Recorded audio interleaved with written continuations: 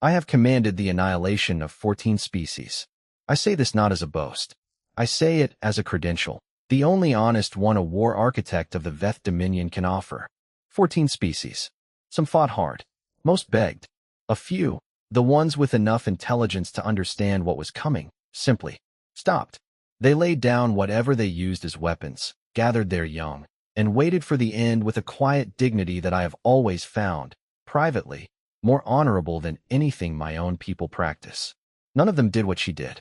I am Archcommander Sarev Khan, 3rd Talon of the Veth Dominion's expansion fleet, and I am filing this report under compelled testimony, meaning I was ordered to tell the truth, which I would have done anyway, because what I witnessed on the human station designated Outpost Keller 9 is the kind of thing that demands a truthful account. We had them. The station was crippled. Life support down to 11%. No rescue within range. The human garrison, 43 soldiers at the start of the siege, had been reduced, through 19 days of systematic assault, to one. And she would not stop. I sent wave after wave. I offered terms.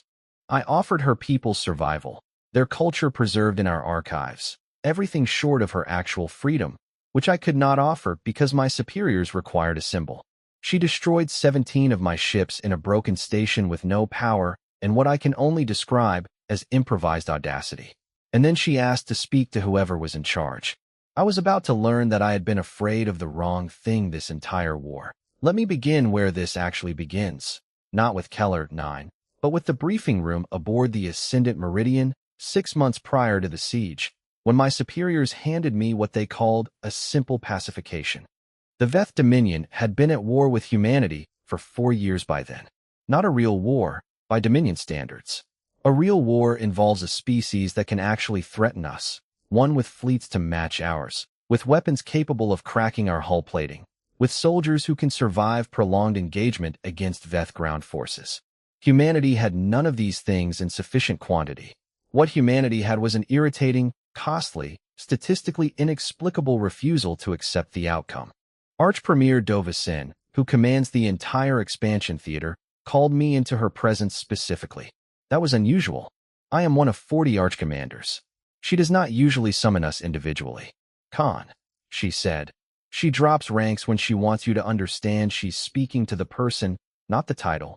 I need you to understand something about this assignment before you accept it. I'm listening.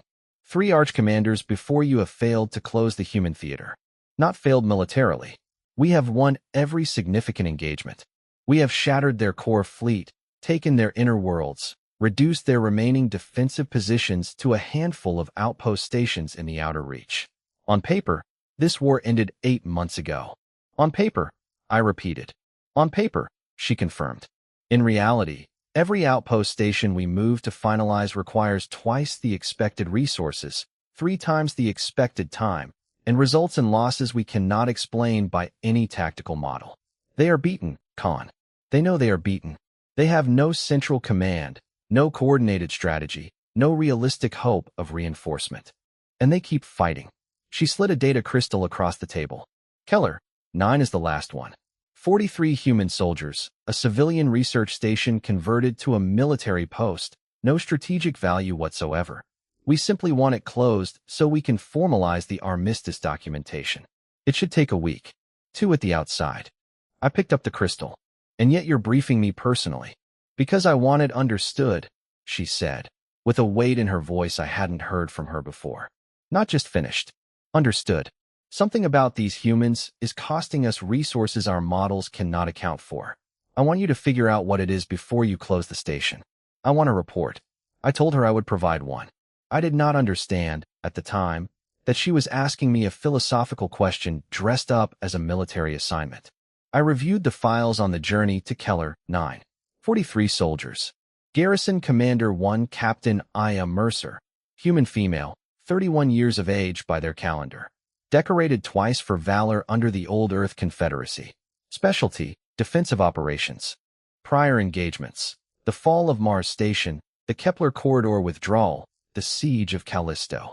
3 of the most catastrophic human defeats of the war. She has been at every major loss, I noted, and kept surviving them. I thought that was a psychological observation at the time. Someone with survivor's instinct, perhaps, or simply luck? I understand now that I had it exactly backward. The files also listed her last confirmed communication before the siege began, a personal message to someone named Damaris, the data encrypted and never decoded by our signals team, sent 11 days before we arrived. We have since learned that Damaris was her squad's former medic, killed at Callisto. The message was sent to a dead woman. I remember thinking, irrational. I remember thinking, grief. I thought grief was a vulnerability I could exploit. I have since revised my understanding of human grief in its entirety. We arrived at Keller 9 with overwhelming force. 32 ships. Enough to crack the station in a matter of hours. But Arch-Premier Dovicin had been explicit. She wanted the garrison given full opportunity to surrender before any force was applied. She wanted to watch how they made the choice. I opened a channel. Garrison of Keller 9. This is Arch-Commander Serevkhan of the Veth Dominion. You are surrounded by superior forces. Your war has been concluded. Formal armistice documents have been prepared. We are here to receive your station's surrender and guarantee the safety of all personnel therein.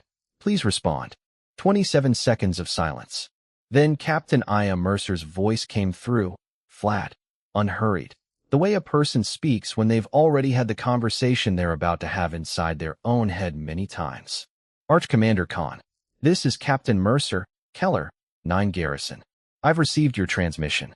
Captain, I trust the terms are acceptable. Another pause. Shorter. I'm going to need you to wait. I assumed she meant she needed time to consult her personnel. To take a vote, perhaps, or simply to compose themselves for the surrender. She meant nothing of the kind. She was buying time to reconfigure her point defense grid.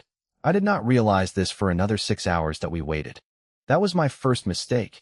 And, looking back, I can see it was a mistake she had already predicted I would make, because I am a Veth commander, and Veth commanders do not fire on a garrison that has said it is considering surrender.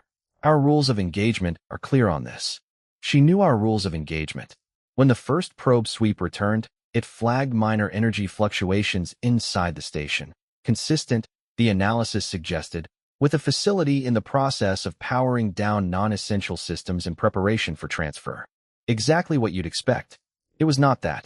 She was redistributing power from life support, into her weapons grid.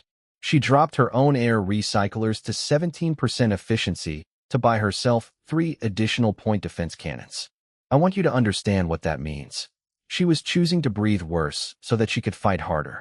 Our first contact came on day 3, when I sent a boarding team to begin the formal transfer process.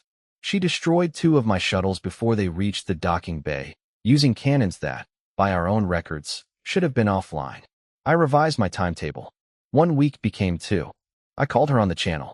Captain Mercer. That was unnecessary. No one needs to be harmed. Arch-Commander. She sounded, I noted, not angry, not frightened. There was something in her voice I could not immediately classify. I have since identified it as a human quality called resolve, which is different from determination in ways that took me weeks to understand. I'm going to need you to keep waiting. You cannot win this engagement. I know. Then why? Keep waiting, Arch-Commander. She closed the channel. The second thing I didn't understand day 7. We had cut external communications to the station completely. She couldn't call for help. Not that help existed to call.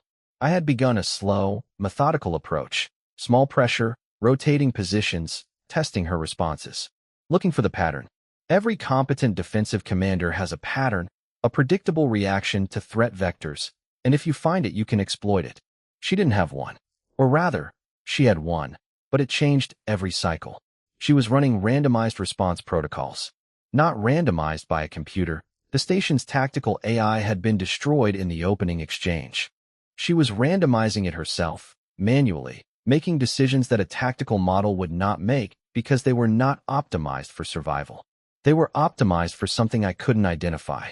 I pulled in my tactical analyst, Subcommander Hatevaren, and asked for an assessment. She's not trying to survive, Hatevaren said. That's the problem with modeling her. Survival optimization gives you a predictable decision tree. She's not on that tree. What tree is she on? He was quiet for a moment. Cost. She's trying to maximize the cost we pay. Every decision she makes is designed to make our next action more expensive, in ships, in time, in resources.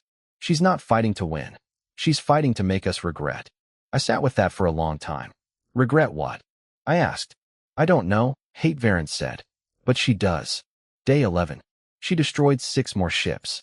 Not with overwhelming force, she didn't have it, but with a sequence of engagements so precisely timed that each one drew our response out of position for the next. She used a cargo hauler, an unmanned cargo hauler, as a decoy, and in the 40 seconds it took us to realize it was empty, she put a full power lance through the viewport of my second cruiser. I called her again. I'd like to understand something, Captain. Asked. Why the cargo hauler? The decoy. You spent significant fuel. A pause. Damaris used to do that, she said. Draw fire to buy us a window. She was good at it. I noted the name.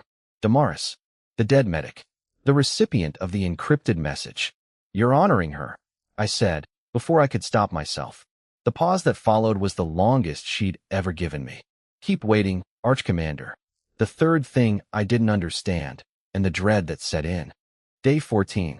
We had lost 11 ships. 11. Against 1 garrison commander in a crippled station. My report to Arch-Premier Dovicin that evening was, professionally speaking, the most humiliating document I have filed in my career. She read it in silence, then said, Are you closer to understanding? I think I understand the tactic, I said. She's maximizing cost. She's making the closure of this station as expensive as possible. Why? I assumed symbolic defiance. A final stand. You assumed wrong, Dovicin said. Look at her file again, Khan. All of her engagements. Tell me what they have in common. I looked. Mars Station. She held for 31 days against an overwhelming force, buying time for civilian evacuation ships to reach the jump corridor. The Kepler corridor. She led a defensive rearguard for 11 days so that the bulk of the human fleet could withdraw to regroup. Callisto. She held a single defensive line for 9 days. The Dominion's casualty report for Callisto was the highest of the entire war, and the line she held was the reason. Damaris died at Callisto. On day 9, I sat very still at my desk for a long time. She wasn't fighting for herself. She wasn't fighting for victory. She was fighting to make us pay for time. Not time for her. She had nowhere to go, nothing to save herself with. Time for something else. Time for what? There was no one left to save. The human fleet was gone. There were no civilian transports in range. There was nothing behind Keller. 9 but empty space and a war that had already been lost. I pulled up the encrypted message she'd sent to Damaris again. Our signals team had never decoded it. I looked at the timestamp. Sent 11 days before we arrived at Keller 9. Sent after the armistice documents had been prepared. After she would have known the war was over. She sent a message to a dead woman after she knew the war was finished, and then she prepared a defensive grid, and then she waited for us. The dread that settled into me on day 14 of the siege was not the dread of a commander facing a difficult engagement. It was something older, something that the Veth call Vorsethan, the feeling you get when you realize the thing you were hunting was never prey. I called her on day 15, and I said, Captain Mercer, I need to understand something. What are you waiting for? And she said, for the first time, something other than keep waiting. She said, ask me on day 19. Day 19. She had destroyed 7 more ships since day 14. 17 total. My fleet was down to 15 vessels from 32, and I want to be very honest with you about what that means. The Veth Dominion has never lost more than 8 ships to a single defensive position in our recorded military history. She had more than doubled it. With 43 soldiers at the start, reduced to herself alone, with no power, no reinforcement, no hope. On the morning of day 19, I opened the channel myself. Captain Mercer, Arch-Commander. She sounded tired. For the first time, genuinely tired. You kept waiting. I kept waiting. You said to ask you on day 19. A long exhale. I could hear the stress in her breathing. A human tells you a great deal in the sound of their breath. She was not well. The life support had been at critical efficiency for days. She was cold, probably. Oxygen depleted. Running on what her body had stored. I need to tell you something, she said. And I need you to put it in whatever official record your people keep, because it matters that it's recorded. I'm recording. My squad, she said. 42 people. The best soldiers I've ever known. I want their names on the record. Can you do that? I told her I could. She named them. All 42. Every name, slowly, with no rush, as if she was the only person in the universe and time was not a factor. Some of the names she paused on, a half-breath longer, a fraction of silence. Those were the ones she'd known longest, I think. Were the ones whose deaths she'd carried hardest. When she finished, she said, Damaris Valone, my medic, killed at Callisto, day 9 of the defense. She used to say, and here her voice shifted, became something softer and harder simultaneously, that the most important thing a soldier could do was make sure somebody knew, that they were here, that they mattered, that they didn't just disappear. I said nothing. I was not sure I was capable of speech. The Dominion erases cultures, Mercer said. That's what you do. You don't preserve us in archives. Arch-Commander, don't misunderstand what I know about your process. You catalog us, and you close the file, and in 3 generations there's nothing left that was ever us. Our music, our arguments, our bad jokes, the way we name our children, the things we apologize for. Gone. Captain, I'm not done. Not angry. Just clear. I couldn't stop that. I know that. I'm one person in a broken station, and I couldn't stop any of it. But Damaris taught me something at Callisto. A breath. She held her line, her personal line, for 9 days after she'd been hit because she said, if I stop, nobody knows we were here. She died making sure somebody knew. I understood, suddenly and completely, why she had sent a message to a dead woman. It wasn't grief. It wasn't irrationality. It was a promise. You made her a promise, I said. I made her a promise, she confirmed, that I'd hold until somebody with enough authority was paying attention, that I'd make enough noise that the record couldn't ignore us, that 43 human soldiers on an outpost station nobody ever heard of would be known. Her voice didn't break. It simply became very, very steady. 19 days, Arch-Commander. 17 of your ships. You're paying attention now. I was. I thought about Arch-Premier Dovicin asking me to understand, not just to finish. I thought about 14 species I had helped erase. I thought about whether any of them had sent messages to their dead, and whether I had ever noticed, and whether noticing would have changed anything. I thought about a word in the old Veth philosophical texts, a word we do not use militarily because it has no tactical application. Vesikai, roughly translated, the act of refusing to disappear. We do not consider it a form of strength. We consider it a form of delusion, the belief of the small thing that it matters more than the tide. I had watched this one human woman make us pay for 19 days in order to be witnessed. And we had paid. God of the deep void, we had paid. What do you want? I asked. Not a commander's question. A person's question. I want the names on the record, she said. All 43. Permanent record of the Veth Dominion, which is the only record that's going to survive this, so it's the one that matters. I want it noted that the garrison of Keller, 9 did not surrender. I want Damaris Valone's name on there twice, because she earned it twice. And then, a pause. The longest one yet. And then, she said, I think I'm done waiting. I made the record. Right there, with the channel open, I entered every name she had given me into the official Dominion military archive. Not the casualty ledger, not the defeated opponent's file, but the honor record, the one we keep for enemies who have taught us something. I had never entered a non-Veth name into that record before. I entered 43, Damaris Valone, twice. Then I said, Captain Mercer, I am prepared to offer you something that is outside my standard authority, and I want you to know that I will file the appropriate documentation to make it formal. I'm listening. The garrison of Keller, 9 will be recorded in Dominion history as an undefeated position. The station will be cataloged as permanently contested, meaning it cannot be claimed.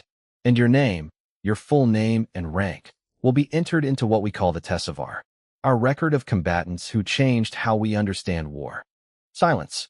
That's a significant offer, she said finally. You taught me something, I said.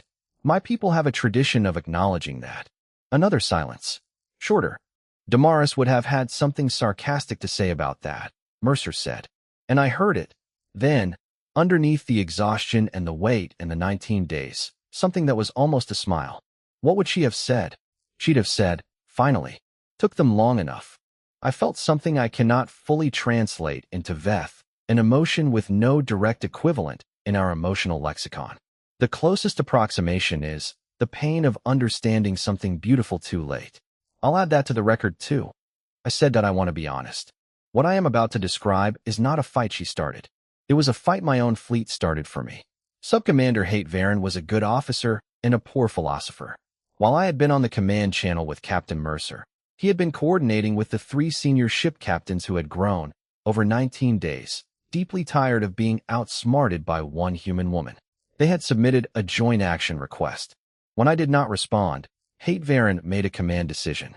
2 of my own ships broke formation and fired a coordinated strike on the station's remaining structural supports.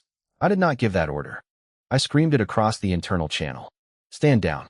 I screamed it twice, then moved to override, but the shot was already traveling. You cannot recall a weapons discharge. You cannot unfire a decision. The station shuddered. I watched it on the tactical display, a bloom of structural failures spreading from the port side. Secondary explosions as the remaining power cells compromised. She would have felt it before she saw it. A deep, hull-resonating shudder, and then the lights she'd been running on emergency power going out entirely. I kept the channel open. I don't know why. I kept it open, and I waited. And she came back. Arch Commander. Captain, I did not authorize that strike. You have my word, for whatever that is worth. It's worth something, she said. Calm. Still calm. How long do I have? I checked. The structural analysis was not good. The kind of damage inflicted on that port side meant progressive failure. Maybe 12 minutes. Maybe less. 12 minutes, I said. Perhaps more. A breath. That's enough. Captain, no, I mean it. 12 minutes is enough. I'm done. And I heard her settle. Actually heard the sound of her sitting down, a creak of equipment or a chair or something that echoed through the channel. I held 19 days. I got the names on the record. You added the Tessivar. Damaris would say we overachieved. I am deeply sorry, I said. And I meant it in every way a Veth can mean a thing. My officer acted without authorization. I will be filing charges. File them, she agreed, without heat. Khan. First time she'd used only my name. Can I ask you something? Yes. Are you going to do better? With the next ones. Whatever's left of us.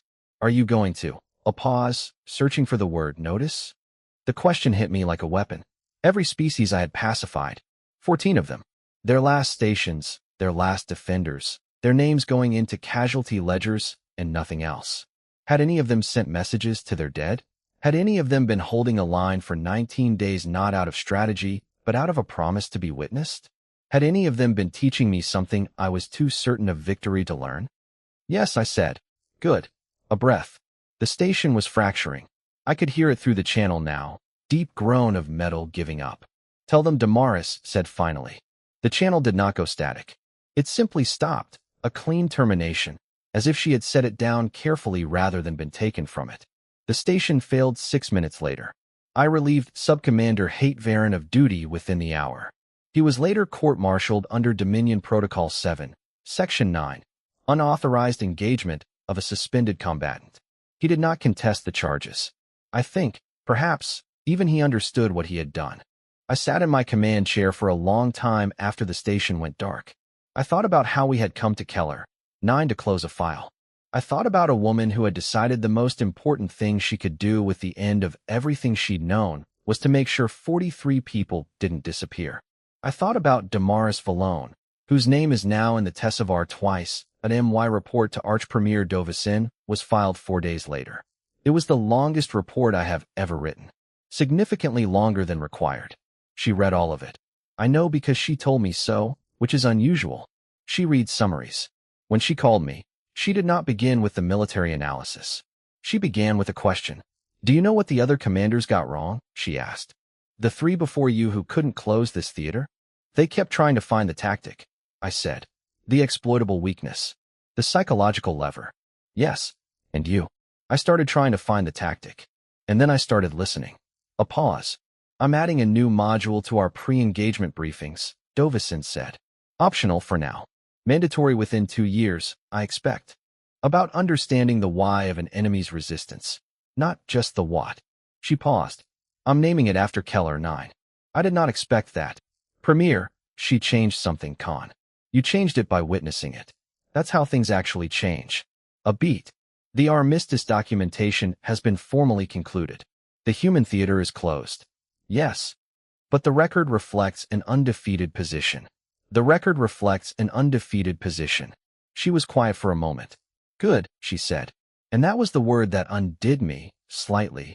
That small, plain good, because it was the same word Mercer had used, at the end, when I told her I would do better. I have commanded the annihilation of 14 species. I am filing an additional record, voluntarily, outside of required reporting, which is something I have never done. It is a record of what I learned.